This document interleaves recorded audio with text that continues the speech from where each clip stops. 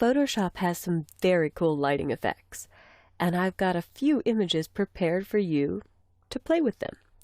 We're going to start with this leap image, and I'm on the leap multiply layer.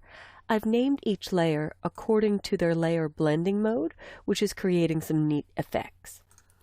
But on the leap multiply layer, I'm going to try filter, render, and there's a few very fun ones, but we'll start with the lens flare. When I choose filter, render, lens flare, it will default to the 50 to 300 millimeter zoom, and you get a tiny preview here. You can pick up the source point of light and move it, with our goal to be just a little above his hand. And I really like the 105 millimeter prime, so that's what we'll try. You can experiment with brightness, but I'm going to go somewhere between 120 and 150. The beauty is that this is a smart layer. In fact, every copy of the guy leaping is a smart layer. That way, if you edit the embedded smart object on the original, all 4 of them will update. So I'll click OK. And because this is a smart filter, I can hit the eye icon to turn the lens flare off and on again to see the impact. If you did not like this particular effect, you can double-click and maybe dial it down, or try a different one, like 35 millimeter prime, and click OK. Oh, I think that really works well here. Let's try the next one. I created this background image, and you could see my zoom level is 66%. If I zoom in, it helps to be at 100% because the stars may look like they vanish if you aren't at 100%. So I zoomed in by hitting Command plus or Control plus. And you can see I've done a few things. I actually created a clouds layer with filter, render clouds. And not only that, if I shift click on the mask, I'm using a layer mask of clouds to mask the clouds layer. Just some neat special effects to create a background that looks like space. But I want to be on the stars layer. The stars layer, again, is a smart object where I used a solid black layer and then filter convert to smart filters.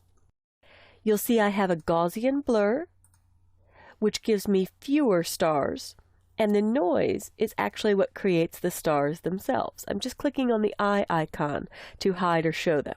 But this time I'm going to use another lighting effect, filter, render, and I'll use lens flare again, but this time I want the movie prime.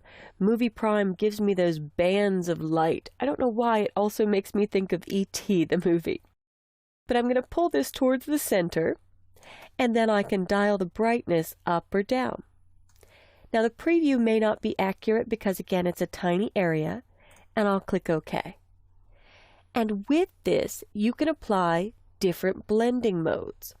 The stars effect that I'm getting here may be too pronounced, so if I don't like it, I double-click on lens flare, and I dial it down so it's more subtle, and click OK again.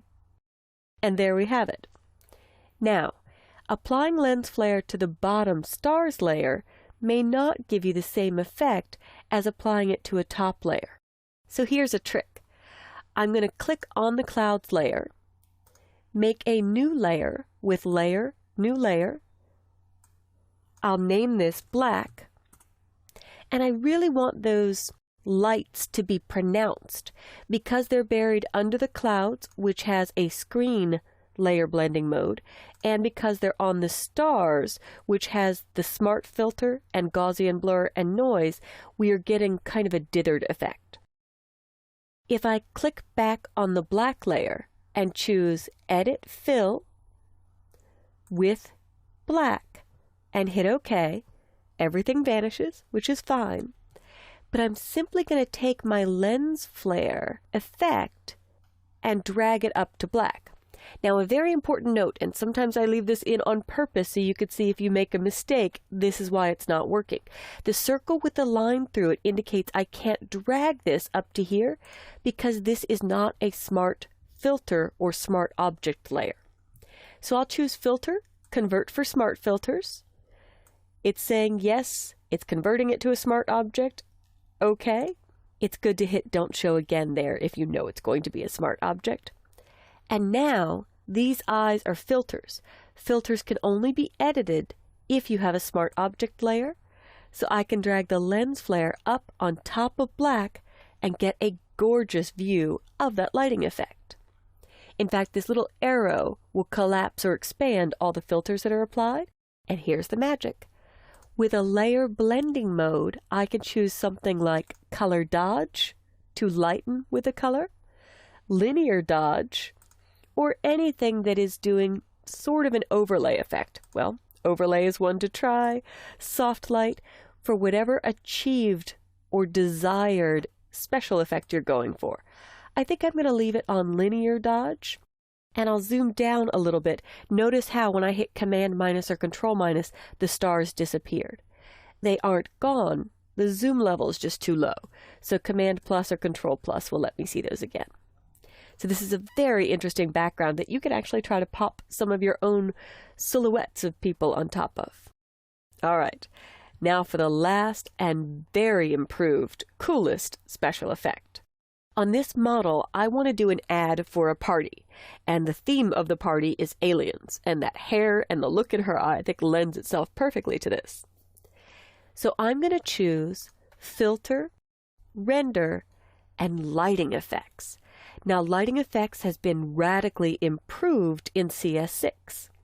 In fact, they had to pull it for one of the versions because it was 32-bit only and wouldn't function because Photoshop was a 64-bit application.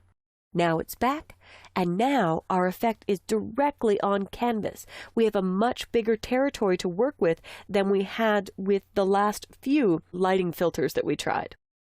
So as I look at this, there are several different types of light. You could do a spotlight, point light, infinite light. I've already done some playing, so my color was green, but your color may start with white. I actually want a dark green, so I'm going to shoot for that. And then here in the dark green, you can play with the intensity of the color, the hot spot, and that will shrink this area where it radiates out. You could colorize it further. You could make it glossier, which basically lightens a bit as you slide right, but I want to slide down to keep this kind of dark and ominous. You could give it a metallic look and feel. And that may show some posterization over the nose. I'll hit Command plus or Control plus to zoom in to see that. Metallic may not show a lot if gloss is too low. There we go. I want the dark, ominous look for this. I can play with the ambience, and that makes the biggest move towards dark. In fact, you'll notice I have several spotlights.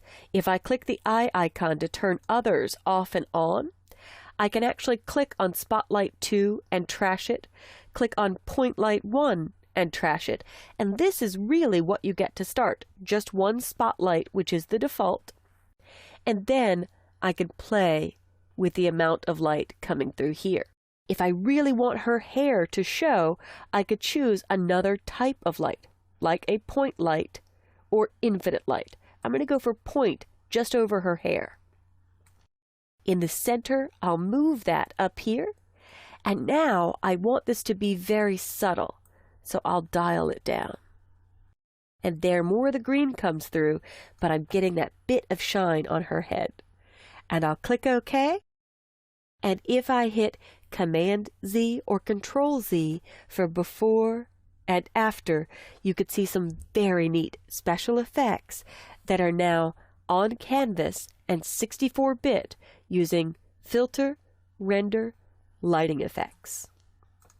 Give each of these a try, the lens flare with the two images that I've applied, and the lighting effects, trying out each different style of light. There are 3 choices and lots of settings to play with. So have some fun and light up your photos.